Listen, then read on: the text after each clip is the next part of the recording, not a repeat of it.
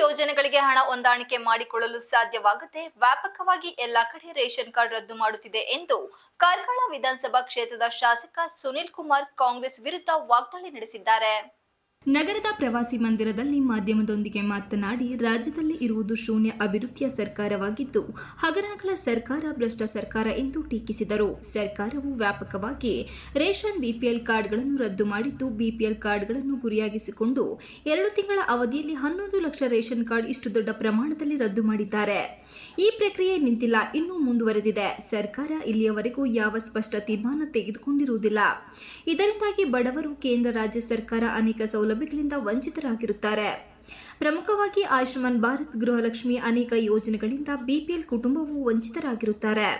ಬಡವರ ಪರ ಎಂದು ಭಾಷಣ ಮಾಡಿ ಇಷ್ಟು ಪ್ರಮಾಣದಲ್ಲಿ ರೇಷನ್ ಕಾರ್ಡ್ ರದ್ದು ಮಾಡಿದ ಸರ್ಕಾರ ಬಂದಿರುವುದು ಕರ್ನಾಟಕದ ಇತಿಹಾಸದಲ್ಲೇ ಇದೇ ಮೊದಲು. ರೇಷನ್ ಕಾರ್ಡ್ ರದ್ದು ಮಾಡಬಾರದು ಎನ್ನುವ ಕುರಿತು ನಾವು ಹೋರಾಟ ಮಾಡಲಾಗುವುದು ಎಂದರು. ಕಸ್ತೂರಿ ರಂಗನ್ ವರದಿಗೆ ಸಂಬಂಧಪಟ್ಟಂತೆ ಕರ್ನಾಟಕದ 17 ಜಿಲ್ಲೆಗಳು ಇದರ ವ್ಯಾಪ್ತಿ ಅಡಿಯಲ್ಲಿ ಬರುತ್ತಿದೆ. ಅತಿ ಸೂಕ್ಷ್ಮ ವಲಯವಾದ ಸಕಲೇಶಪುರ, ಬೇಲೂರು, ಮೂಡಿಗೆರೆ ಕೂಡ ಸೇರುತ್ತಿದೆ. ಸರ್ಕಾರವು ಇಲ್ಲಿಯವರೆಗೂ ಒಂದು ಸ್ಪಷ್ಟವಾದ ತೀರ್ಮಾನ ತೆಗೆದುಕೊಂಡಿರುವುದಿಲ್ಲ. ಇದರಿಂದ ದೊಡ್ಡ ಪ್ರಮಾಣದಲ್ಲಿ ಜನಜೀವನದಲ್ಲಿ ತೊಂದರೆಯಾಗುತ್ತಿದೆ ಎಂದರು. ಈ ವಿಚಾರವನ್ನು ಕೂಡ ವಿಧಾನಸಭೆ ಅಧಿವೇಶನದಲ್ಲಿ ಇದರ ಬಗ್ಗೆ ಪ್ರಸ್ತಾವನೆ ಮಾಡುತ್ತೇವೆ ಎಂದರು. ದಿನದಿಂದ ದಿನಕ್ಕೆ ವಕ್ಫ್ ತನ್ನ ಆಸ್ತಿ ಘೋಷಣೆ ಮಾಡಿಕೊಂಡು ಹೆಚ್ಚು ಮಾಡಿಕೊಳ್ಳುತ್ತಿದೆ. ದೇವಾಲಯ, ಮಠ, ಪಾರ್ಕ್, ಶಾಲೆ, ಮನೆ, ತೋಟ ಇತರೆ ಎಲ್ಲವನ್ನು ವಕ್ಫ್ ತನ್ನ ವ್ಯಾಪ್ತಿಗೆ ಮುಂದುವರಿಸಿರುವುದು ಒಂದು ಆಘಾತಕಾರಿ ಸಂಗತಿ. ಇಷ್ಟು ದೊಡ್ಡ ಸಂಖ್ಯೆಯಲ್ಲಿ ವಕ್ಫ್ ತನ್ನ ಕದಂಬ ಬಾವು ಚಾಚುತ್ತಿದೆ. ಇಷ್ಟಾದರೂ ಸರ್ಕಾರ ಎಚ್ಚೆತ್ತುಕೊಂಡಿಲ್ಲ, ಮೌನ ವಹಿಸಿದೆ ಎಂದರು. ವಕ್ಫ್ ಪರವಾಗಿ ಸರ್ಕಾರ ವಕಾಲತ್ತು ವಹಿಸಿರುವುದು ರಾಜ್ಯದಲ್ಲಿ ಒಂದು ಆಘಾತಕಾರಿ ಬೆಳವಣಿಗೆ ಎಂದು ಬೇಸರ ವ್ಯಕ್ತಪಡಿಸಿದರು. ರಾಜ್ಯಾದ್ಯಂತ 75 ಜನರ 3 ತಂಡ ಪ್ರವಾಸ ಮಾಡಲು ತೀರ್ಮಾನ ಕೈಗೊಂಡಿದ್ದೇವೆ ಎಂದರು. ಹೈಕಮಾಂಡಿಗೆ ಅಂತ ನಮಗೆಲ್ಲ ಹೈಕಮಾಂಡಿಗೆ ಏನಿರೋದು ಮತ್ತು ಶಿವಕುಮಾರ್ ಹೇಳಿರೋದು ಒಂದ್ ಹೆಜ್ಜೆ ಮುಂದೋಗಿ ಪರಮೇಶ್ವರ್ಗೂ ಕೂಡ ಅದನ್ನ ಹೇಳಿರ್ಬೋದು. ಇದನ್ನ ಬಿಜೆಪಿ ಫೋಟೋ ತೋರಿಸ್ಕೊಂಡು ಅವ್ರಿಗೆ ಉಳಿದವರಿಗೆ ಸಂದೇಶ ಕೊಡುವಂತ ಪ್ರಯತ್ನ ಮಾಡಿದ್ದಾರೆ. ಮತ್ ಸಿದ್ದರಾಮಯ್ಯ ಯಾವತ್ತೂ ಕೂಡ ಹಿಂಗೆ ಮಾಡ್ತಾ ಇದ್ದಿದ್ದು.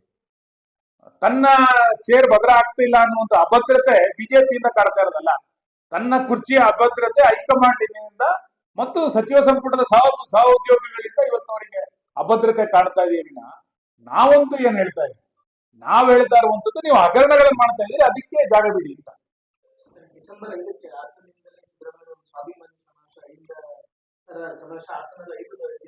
ಎಲ್ಲಿದೆ ಈ ಸ್ವಾಭಿಮಾನ ಅವರಿಗೆ? ಇಷ್ಟು ಕೇಸ್ ಹಾಕೊಂಡು ಕೋರ್ಟಿಗೆಲ್ಲ ಇಷ್ಟೆಲ್ಲ ಓಡಾಟ ಮಾಡಿಕೊಂಡು ಒಬ್ಬ ಮುಖ್ಯಮಂತ್ರಿ ಲೋಕಾಯುಕ್ತರ ಮುಂದೆ ಕೈಕಟ್ಟು ನಿಂತ್ಕೊಳ್ತಾರೆ ಅಂದ್ರೆ ಸ್ವಾಭಿಮಾನ ಇದೆ ಅಂತ ಅನ್ಸುತ್ತೆ. ತನ್ನ ಇಡೀ ಕುಟುಂಬ ಸೈಟ್ ತಗೊಂಡು ವಾಪಸ್ ಕೊಟ್ಟ ನಂತರ ಸ್ವಾಭಿಮಾನ ಇದೆ ಅಂತ ಅನ್ಸುತ್ತೇನೋ? ಬೇರೆ ಎಲ್ಲ ಹಗರಣಗಳಲ್ಲಿ ಸಾಲು ಹಗರಣಗಳು 1.5 ವರ್ಷದಲ್ಲಿ ಬಂದಾಗ್ಲೂ ಕೂಡ ನನಗೇನು ಗೊತ್ತಿಲ್ಲ ಅಂತಂದ್ರೆ ಅದಕ್ಕೆ ಸ್ವಾಭಿಮಾನ ಅಂತ ಕರೀತಾರೇನು? ಸ್ವಾಭಿಮಾನ ಅಂದ್ರೆ ಏನು ಅನ್ನೋದನ್ನ ಅವ್ರು ಯಾವ ತರ ಕೇಳಿ. Thank you sir. ಇದೇ ವೇಳೆ ಬಿಜೆಪಿ ಜಿಲ್ಲಾಧ್ಯಕ್ಷ ಸಿದ್ದೇಶ್ ನಾಗೇಂದ್ರ, ಜಿಲ್ಲಾ ಪ್ರಧಾನ ಕಾರ್ಯದರ್ಶಿ ಅಮಿತ್ ಶೆಟ್ಟಿ, ಮುಖಂಡರಾದ ರೇಣುಕುಮಾರ್, ನಗರಸಭೆ ಮಾಜಿ ಅಧ್ಯಕ್ಷ ಆರ್ ಮೋಹನ್, ಮುಖಂಡರಾದ ಎಚ್ಎನ್ ನಾಗೇಶ್, ಶೋಭನ್ ಬಾಬು ಇತರರು ಉಪಸ್ಥಿತರಿದ್ದರು. Srinivas, TV 46 Malenadu news, Hassan.